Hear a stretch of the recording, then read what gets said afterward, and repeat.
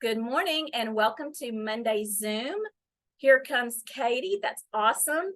What we're going to be doing today, like I promised last Monday, we're just going to be going through that NCCT packet where I pulled all of that information that we've been learning about on.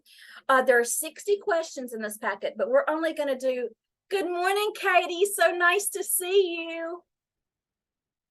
We're only going to go through like 1 through 25, 1 through 30, seeing how, how much we feel like the information is affecting us. Because, sometimes, your ears start bleeding and goose starts coming out when the information just seems to be too much. But I don't think that you're going to have any problems with the information. And remember, it doesn't matter if we get an answer wrong, because we're going to learn the right answer and we'll remember. So don't worry. And we'll also be, what am I trying to say? We will review this again. So if like you guys want to see it again in a month or whatever, just let me, hey, Miss Marcia, can we do a quick, and we'll go back through it again. So let me share my screen.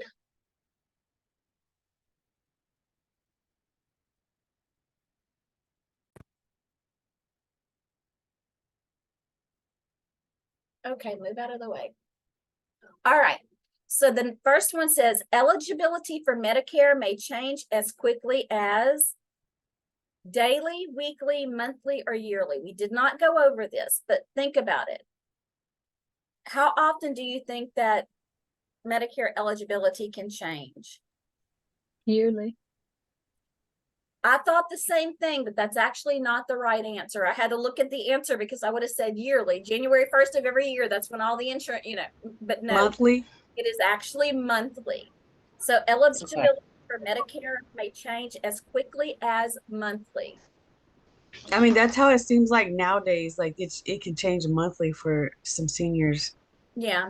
Well, and you stop and think about that too. Do they if they turn the age for Medicare eligibility in the middle of the year, then they still have to be able to get their eligibility before the next January. So that's kind of how it's like, okay, thinking about it like that, it does make sense, because when is their birthday? When are they turning that age? So which of the following processes requires checking and confirming the patient is a member of the insurance plan and that the member's identification number is correct? Pre-certification, pre-authorization, verification, or referral. Requires checking and confirming the patient is a member of the insurance plan.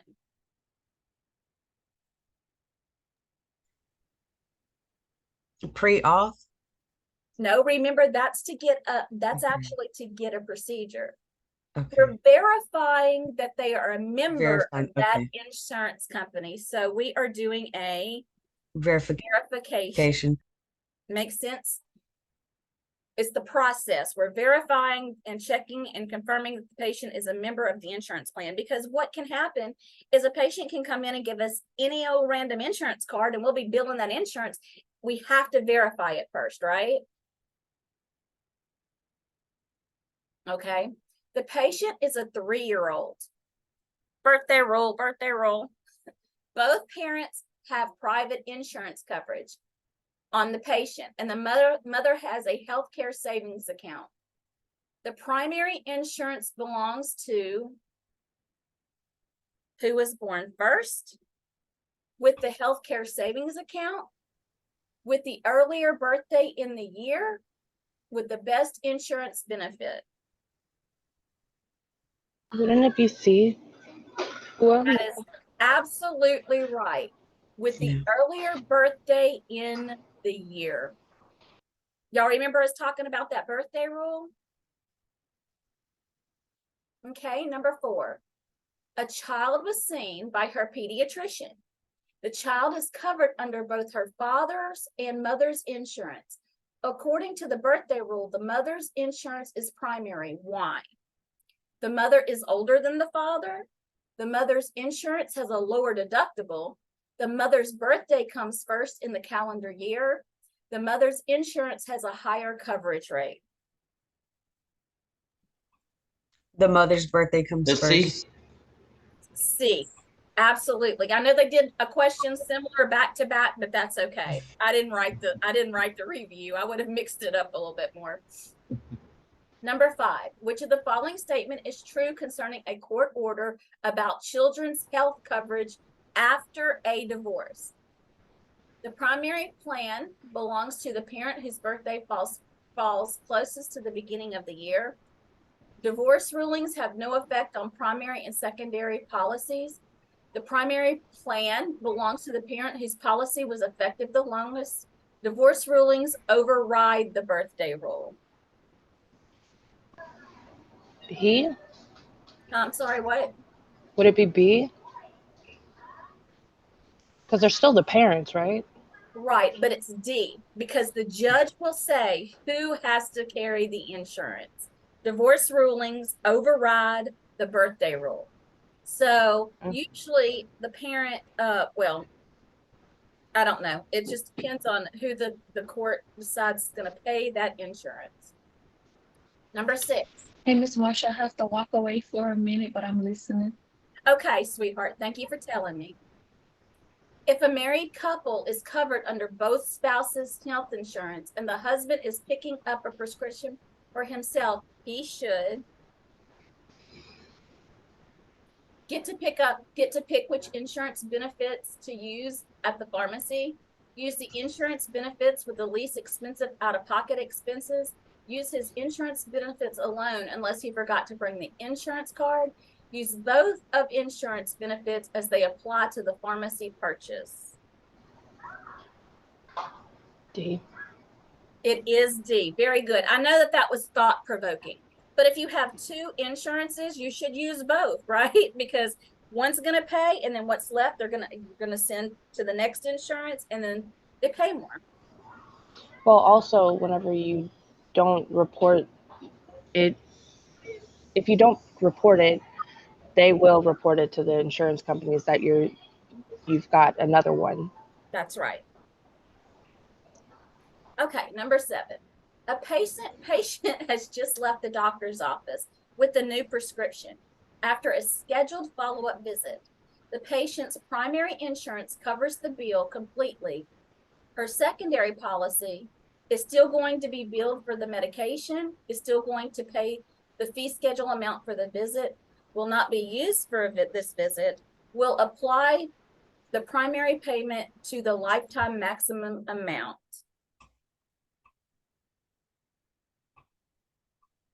Would it be C? Yes. Why do you think that? Because it sounds like she's completely covered. Or A he patient has just left the doctor's office with a new prescription after a scheduled follow-up visit. If the patient's primary insurance covers the bill completely, her secondary insurance policy, there won't be anything to send because it covers what? Completely. That's what I want you guys to understand when you're taking this test, is that you have to read carefully, quickly, but carefully, because this word completely changes the whole game. There's nothing to send if a primary covers completely.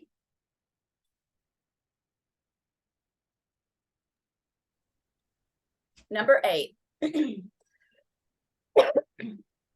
Medicare Secondary Payer Questionnaire is a form that patients fill out to determine if there is other insurance designated as the primary insurance. The medical office staff fills out to determine if the patient is eligible for Medicare benefits. The medical office staff fills out when they have confirmed that the patient has Medicare as a secondary insurance provider. The provider fills out when they are not sure if the patient has other insurance.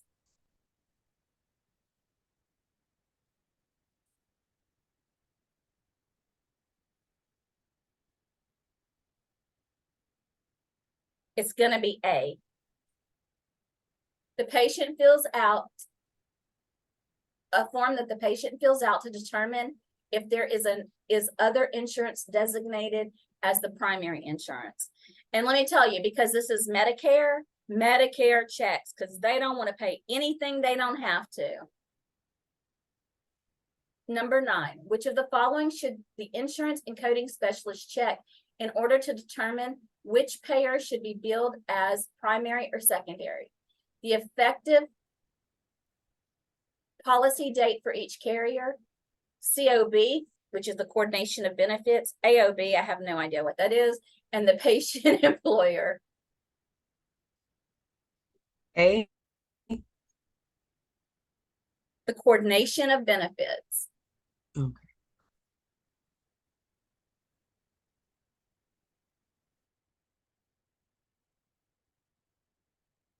When you coordinate benefits, you check which, like what insurance is going to come first. Is Medicare first? Is United Healthcare second? You're coordinating benefits so that they know how to bill. What's going to come first? Which of the following statements is true for an employee on Medicare if he chooses coverage under the employer group plan? Claims should only be submitted to Medicare. The group plan will reject coverage and Medicare will pay 20%. The group plan will be primary and Medicare will be secondary. Claims should only be submitted to the employer's group plan. Now let's take a look at the question again. Which of the following statements is true for an employee on Medicare if he chooses coverage under the employer's group plan? He's choosing the employer's group plan as primary. So Medicare is going to be secondary. So the group plan will be primary and Medicare will be secondary. So the answer is C. Does that make sense? Mm-hmm. I'm going to stop and do a check-in. Hi, Tori. So these are the kind of questions that you're going to be asked. I have taken as much information out of them and tried to develop lectures around them, but I don't want you to be scared of these questions. Like I'm reading these questions and I'm looking at your face, Victoria, and you're like, holy moly, what are you talking about? I don't want you to worry. We're getting adjusted to how these questions are going to be presented and we're practicing them. And what did I say? This will not be the only time that we cover this packet, because this and a couple of others are the ones that you're going to see over and over again, because I don't cover enough material in our curriculum to make sure you know this. Coding, you're going to have it. Not going to be an issue. This insurance one is one that we don't cover enough of. So I want you to understand, if you're like, I don't know what coordination of benefits is. I don't know enough about that. I want you to make a note and I want you to research it. I want you to find the information yourself so you feel comfortable within it. Okay. If you don't understand primary insurance enough, I want you to write that down and I want you to take the initiative and I want you to study. I want you to research. I want you to gain the knowledge yourself. All right, so let's go ahead, take a breather and go back. Let's take a look at number 11. Which of the following determines the primary policy if two plans cover a dependent child? You're going to know this one. The parent, the parent who has the first birthday of the year. So that should feel good, y'all, because we've covered the birthday rule, what, 3 or 4 times? Well, this is why. Because just in this, so far, we've only gone 11 questions and 3 of them have been the birthday rule, right? Mm-hmm. All right. So let's move to number 12. The patient had United Healthcare HMO group insurance before she retired. Today, she presented her Medicare Part B insurance card to her husband's Blue Cross Blue Shield PPO group insurance card to the insurance and coding specialist. Which of the following is the patient's primary insurance for today's visit? Okay, let's break it down. So the patient has United Healthcare group insurance before she retired. Today, she presented her Medicare Part B insurance card to her husband's Blue Cross Blue Shield PPO group insurance card to the insurance and coding specialist. Which of the following is the primary patient's insurance for today's visit? It's a mouthful, isn't it? But it's stop and take a minute and think about it. B. United Healthcare. Yeah, B.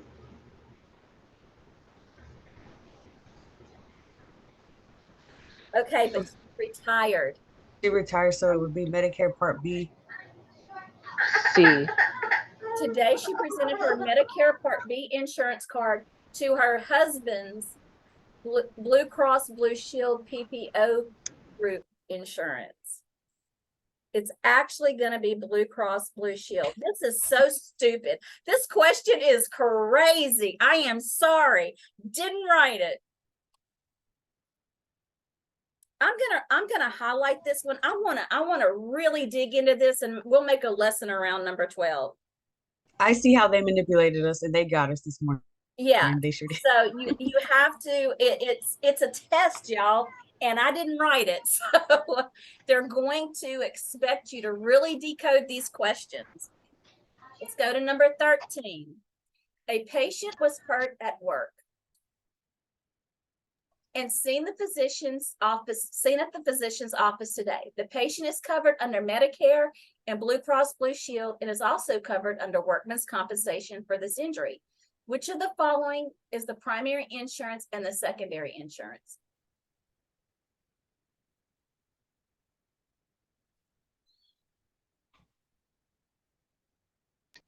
A. A. Does anybody else have a different? A is the correct answer. Okay, this is another crazy question. Place the options below in order of claim submission where all insurances are relevant. Okay, this is a click and drag. You know, guys know I copied and pasted off of an electronic site. Obviously, we can't click and drag. So let's put them in order. Okay, I do not understand why, but auto insurance comes first. So just commit it to memory. It even doesn't make sense to me. I don't know why auto insurance would be in here, but anyway. Auto, Humana, Medicare, and Medicaid. Forget this question was asked, but just remember the order because it makes no sense to me. I don't know, because a student did this. I don't know if they left something out on this side, but I didn't realize this was an upcoming question. So number 15, and it's going to be our last question for today. After a patient is seen for a follow-up visit, the physician orders additional diagnostic testing. Which of the following does the insurance and coding specialist need to obtain? An allowed amount, a pre-authorization, advanced beneficiary notice, or referral? Pre-auth. Pre-authorization. That's right.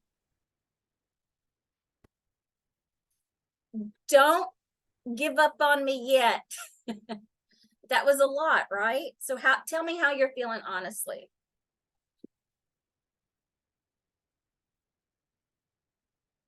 I'm a little tangled up. 'Cause I didn't understand how they put those in their sequence. The auto, Humana, and Medicaid, Medicare, Medicaid. I don't want you to I don't focus on understand that. it. Yeah, I don't understand that one either. But here's the thing.